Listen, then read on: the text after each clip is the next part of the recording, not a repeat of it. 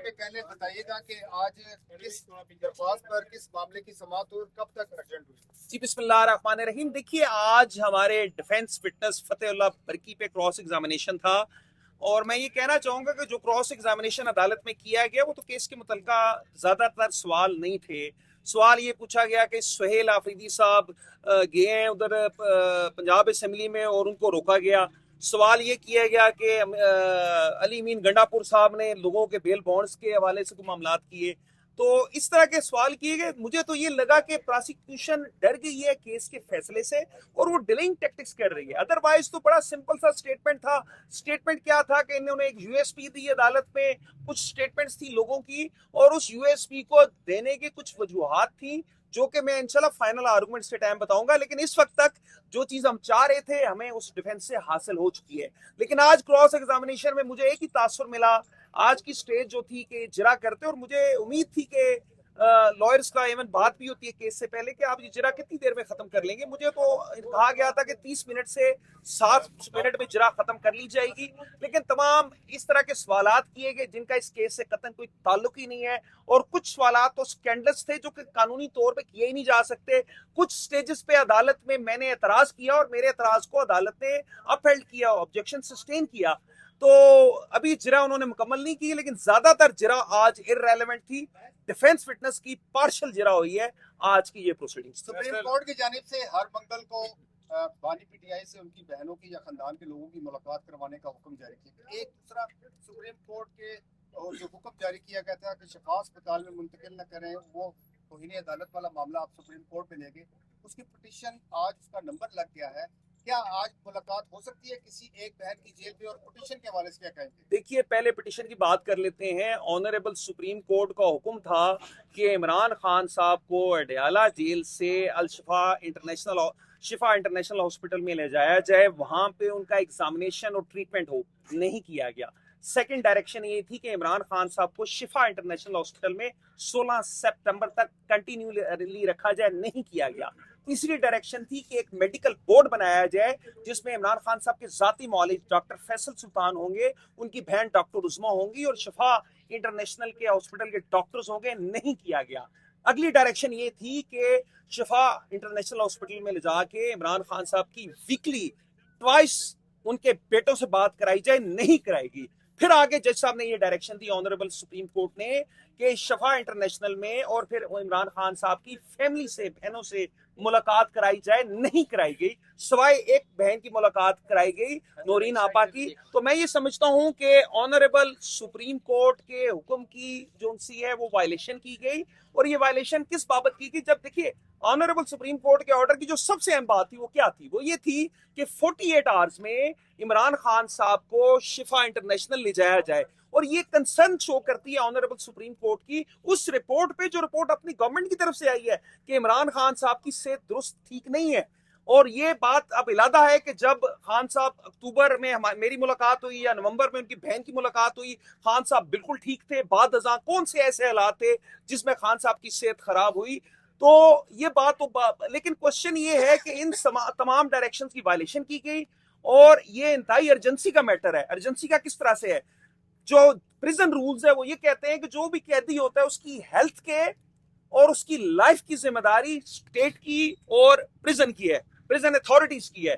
تو اس بابت ارجنسی کو مد نظر رکھتے ہوئے, کیونکہ اس خان صاحب کی صحت اور زندگی کا معاملہ ہے, میں یہ سمجھتا ہوں کہ سپریم کورٹ میں آج نمبر لگا, پٹیشن کو خوشائند ہے. لیکن اس کے ساتھ ساتھ ہم نے کرلی ہیئرنگ کی پٹیشن دی ہوئی ہے کیونکہ یہ خان صاحب کی صحت اور زندگی کے متعلق ہے. اور میں امید کرتا ہوں کہ یہ توہین عدالت جلد سے جلد سپریم کورٹ میں فکس ہوگی اور جلد از جلد آنریبل سپریم کورٹ کے حکم پہ عمل درآمد کیا جائے گا. فیصل یہ بتائے کہ آج سماعت جو ہے ہنگامہ خیز سماعت رہی ہے, آپ نے بھی آبجیکشن کیے, علیمہ بھی وہاں آئی روستم پہ, انہوں نے بھی اپنا بیان ریکارڈ کرایا. علیمہ خان سے متعلق جو پروسیکیوشن نے سوالات اٹھائے ہیں ان کی جائیداد سے متعلق, آپ سمجھتے ہیں ان کی کوئی ریلیونس ہے اس کیس میں؟ میں یہ عرض کروں گا کہ ٹوٹلی ریلیونٹ ہے اور یہ تو سکینڈلس چیزیں ہیں جن کا کوئی سرے سے وجود ہی نہیں ہے, حقائق کے منافی ہے. علیمہ خان نے रोस्टम पे आके उन बेबुनियाद इल्जामात को रद्द किया। देखिए सवाल ये है कि फतेहुल्लाह बरकी डिफेंस फिटनेस की जब जिरा चल रही है तो हलीमा खान के मुतल्लिक या उनकी जात के मुतल्लिक या उनके किसी पुराने केस के मुतल्लिक जो सुप्रीम कोर्ट में उसको मिस इंटरप्रेट करके उसकी गलत तशरीह करके कैसे सवाल किया जा सकता है। और मैं यहाँ पे ये भी अर्ज करना चाहूँ कि जो बात की वो हकायक के मुनाफी है, उसका कतन फैक्ट से कोई ताल्लुक नहीं है। हलीमा खान ने तमाम जिंदगी आयन और कानून के मुताबिक गुजारी और सुप्रीम कोर्ट का जो भी हुक्म हुआ है उस पर अमल दरामद किया है। मैं एक बात कर लूँ, एक जो आपने पहले की थी जो इमरान खान की, हमने बहुत खुश थे उस दिन जिस दिन सुप्रीम कोर्ट में थे और हमें खुद यकीन नहीं आया क्योंकि जो सवालात सुप्रीम कोर्ट में जजेस साहब ने पूछे, एक उम्मीद आ गई कि जजेस इस वक्त, और ये आप कहेंगे कि हम बायस हो रहे हैं, नहीं, जो भी प्रोसीडिंग्स कोर्ट में सुन रहे थे, जज साहब ने एक पॉइंट पे ये पूछा कि उन्होंने कहा कि मुलाकातें इससे बंद हुई हैं क्योंकि ये जेल कानून के खिलाफ वर्जी इन्होंने की थी। तो जज साहब ने अदालत में कहा कि इसका ये मतलब है कि आप लोग भी, हुकूमत भी कानून तोड़ेगी।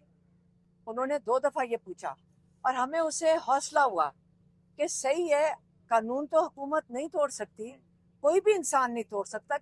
हुकूमत के पास तो ये कार्ड नहीं है कि जिस वक्त चाहे वो कानून तोड़ दें। और हमें कहा गया अदालत में कि आपने कोई बात बाहर नहीं आके करनी, जो भी मेडिकल रिपोर्ट होगी बाहर पब्लिक नहीं होगी, हम बाहर बात नहीं कर सकेंगे। और हमने इतने मोहतात होकर हम कोशिश कर रहे हैं कि कोई बात ही ना करें उस पर। इससे ज़्यादा हम क्या कर सकते हैं? जब मुंह बंद करते हैं, बोलते नहीं हैं, तो फिर आप पूछते हैं कि बोल क्यों नहीं रहे। जब आप मीडिया वाले पूछते हैं, जब हम तो अभी भी उनके अहकामात की, सुप्रीम कोर्ट के अहकामात की वो उसको कंप्लायंस कर रहे हैं। मेरी बहन ने और डॉक्टर फैसल ने सिर्फ वो आके बात बताई जो उनके साथ हुई। उन्होंने तो वाकया बयान किया जब उनसे धोखा दिया गया इस हुकूमत से। जब धोखा दिया उन्होंने आके उन वाकयात का बयान दिया है, क्योंकि उनके साथ जो कोई सोच भी नहीं सकता था कि इतना ब्लेटेंटली 3 रुकनी बेंच का सुप्रीम कोर्ट का ऑर्डर के ऊपर नॉन कंप्लायंस होगी और इस तरह वो हवा में उड़ा देंगे। तो अब आप बताएं कि हमारे पास तो सुप्रीम कोर्ट के पास ही वापस जाएंगे ना। आप हमारे, जब जज अच्छा काम भी करने लगे, इंसाफ देने लगे, इंसानियत के तहत करें, तो हुकूमत का क्या काम बनता है कि उनकी खिलाफ वर्जी करे। बात तो हुकूमत की आ गई है कि ये लोग कौन हैं, ये कौन लोग हैं जो खिलाफ वर्जी कर रहे हैं सुप्रीम कोर्ट के ऑर्डर्स की। और हम अभी, मैं अडयाला ही जा रही हूँ, अब देखते हैं कि हालांकि अदालत ने, सुप्रीम कोर्ट ने कहा कि फैमिली की मुलाकात करवाई जाए, वीकली जो हमारी मुलाकातें वो करवाई जाएं। अब और उन्होंने हमारे ऊपर बहुत सख्ती डाली हुई है। इससे हम इससे ज्यादा नहीं करेंगे। हम तो सिर्फ हुकूमत की बात कर रहे हैं, जिन्होंने नॉन कंप्लायंस किया, हम उसके ऊपर बात कर रहे हैं।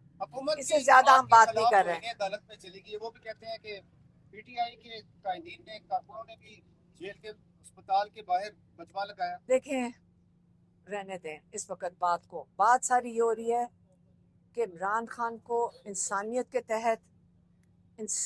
तहत इनको वो पूरा करना चाहिए। और एक सवाल है, ये हुकूमत डर किस चीज़ से रही है? पहले ये सवाल पूछ लें। आप हुकूमत से जाके पूछें कि आप क्यों इतने खौफज़दा हैं कि एक इंसान के साथ इतना जुल्म कर रहे हैं, या आप इमरान खान के साथ क्या कर रहे हैं। ये हुकूमत का काम है, आप हुकूमत से पूछें। गुलाम ज़फ़र खान भी बोल पड़े हैं कि 8 पास से उन्हें कहते उसमें तनाई में रखा गया, कंडेम किया गया। ऐसे लोग भी अब वापस आना शुरू। देखिए, बात ये नहीं है, बात ये है कि इतना जुल्म हो रहा है कि दुनिया में, आपको पता है ना, दुनिया के मशहूर एक्स क्रिकेटर्स, कैप्टन्स, उन्होंने खत लिख दिया है। मतलब वो तक दुनिया देख रही है। आप ये भूल जाएं, आप देखें कि पूरी दुनिया देख रही है। जब उनकी खबर आई कि हॉस्पिटल जा रहे हैं, तो कई 80 मुल्कों ने उसकी ब्रेकिंग न्यूज़ दी थी, 80 मुल्कों ने, ठीक है। और फिर जब नहीं लेके जाएंगे तो वही ब्रेकिंग न्यूज 80 मुल्क नहीं देंगे। आप सोच लें कि अपने मुल्क की आप कितनी बेइज्जती करवा रहे हैं। इससे मैं ज्यादा नहीं बोल सकती, फिर कुछ कह दूंगी, फिर मैं कुछ कह दूंगी, बस इससे ज्यादा बात नहीं कर एक सवाल एक सवाल ले लें।